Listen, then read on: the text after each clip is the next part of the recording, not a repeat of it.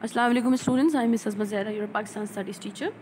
We are discussing the SLO 3.2, Second World War and the subcontinent. In the previous lectures, in the previous videos, we discussed Chris Mission 1942, Quit India Movement 1942, Gandhijina talks, Simla Conference. Now this is time to learn about general elections 1945 till 46 and Cabinet Mission 1946.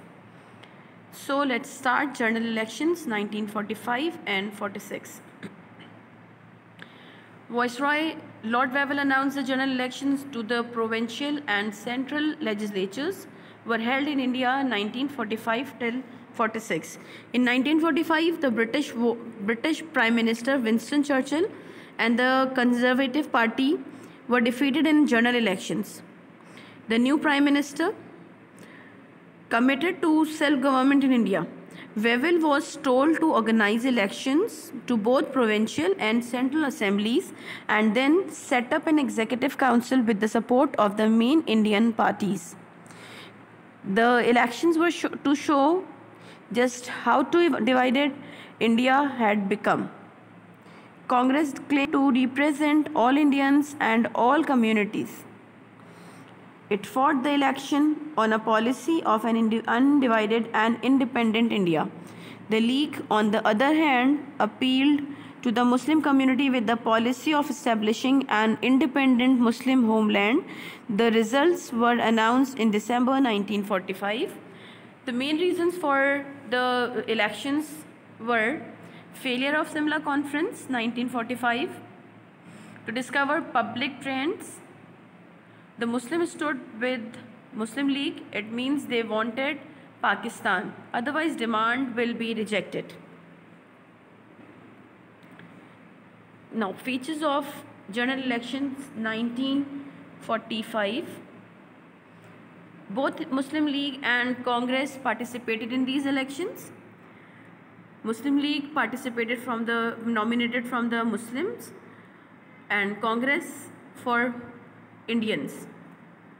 Muslim League manifesto was clear that Pakistan was the national demand of the Muslims of India and the Muslim League was their sole representative organization. Congress claimed that it was the sole representative party of the Indians.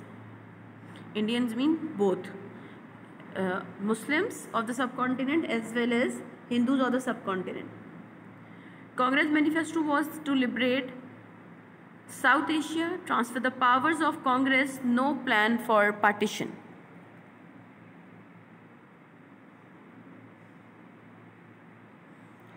Results.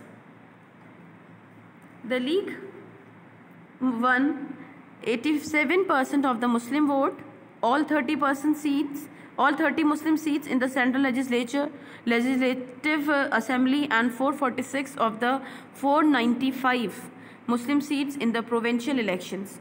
It took control in Bengal and Sindh and was the largest party in Punjab. Congress won 91% of the non-Muslim vote and took control in the other 8 states. The victory of Congress in the NWFE was a serious blow to the League as Congress took 19 Muslim seats to the League's 17 seats. The election showed that the Muslim community was supporting the League and the result of the country was generally supporting Congress. In 1937, the League had done poorly.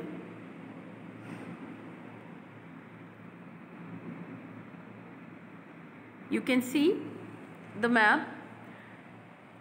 The blue part shows the victory of Congress. Green part shows the victory of Muslims in the subcontinent. As well as you can see black and white part in Balochistan. It is the area where no elections were held.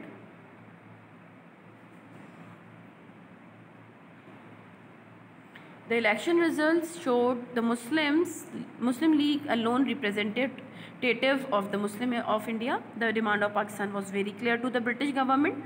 The Congress realized that the strong position of the All India Muslim League. Jinnah gained a strong hand to bargain with the British and Congress on the demand of separate Muslim homeland. Before cabinet mission, there is a question. Why had it performed so much better in 1945? What is the difference between the election of 1936 and 37 and 1945 and 46? Since 1937, the Muslim League had succeeded in getting its message across and had become a force in Indian politics. It had learned that the lesson of 1937 and campaigned actively to let Muslims know exactly what it stood for. Muslim League learned a lot from the elections of 1937, so they are able to conquer, or they were able to get success. The period of Congress rule from 1937 till 39 had made Muslims realize that if they did not stand up for their rights, they would suffer at the hands of Congress. The subcontinent in 1945 was a different place to that of 1937. Now the Muslim League had passed the Pakistan resolution and Jinnah was fighting to show that the League was an equal force in politics to Congress. The communal divide was much greater and the election results showed the split in India between Congress and the League. Whatever the reasons for the success of the Muslim League, it was now clear that there could be no settlement in India without its approval. Now, cabinet mission plan. In March 1946, the British made their final effort to settle the differences within India. A three-man delegation in which Lord Pethick Lawrence, Secretary of State for India, Sir Stafford Cripps, President of the Board of Trade and A.V. Alexander, First Lord of the Admiralty, was sent to India to try to find a settlement acceptable to all. This cabinet mission arrived in New Delhi on 24 March 1946 and met representatives of the Muslim League, Congress and the Sikh and the Hindus Mahasabha. The delegation soon found that there was a little common ground between the League and the Congress.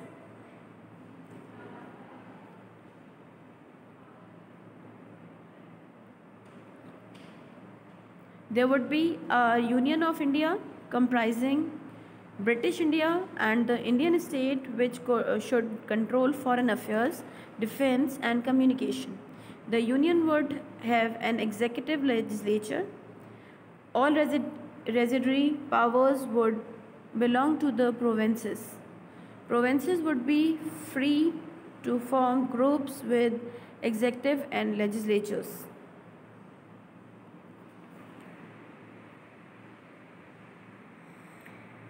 There should be 3 groups of the provinces.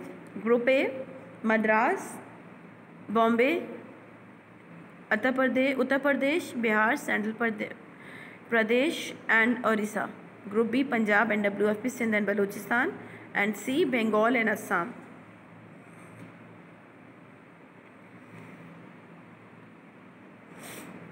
The cabinet mission therefore decided on a different approach. It proposed that an interim government should be set up to rule India whilst the British withdrawal was organized.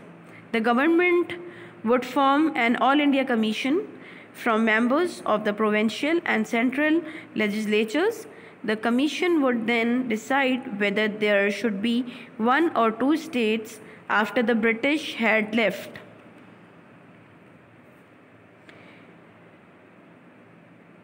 Neither Congress nor the League agreed to the new plan, but the delegation continued its work, and in May 1946, the cabinet mission announced its final plan.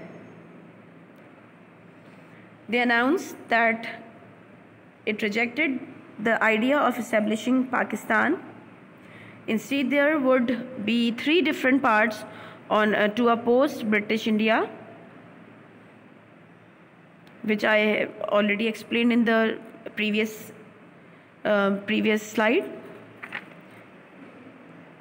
Each part would have local autonomy and would be able to draw up its constitution. Foreign affairs, defense, and communication would be managed by a Central Indian Union. The Muslim League stated that it was prepared to nominate members to an interim cabinet to oversee the move to independence based on this plan.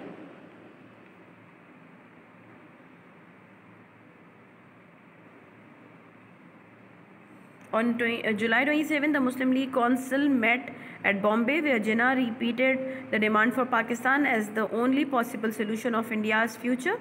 On July 29, it rejected the plan and called the Muslims to resort to direct action to achieve the land of their dream, Pakistan.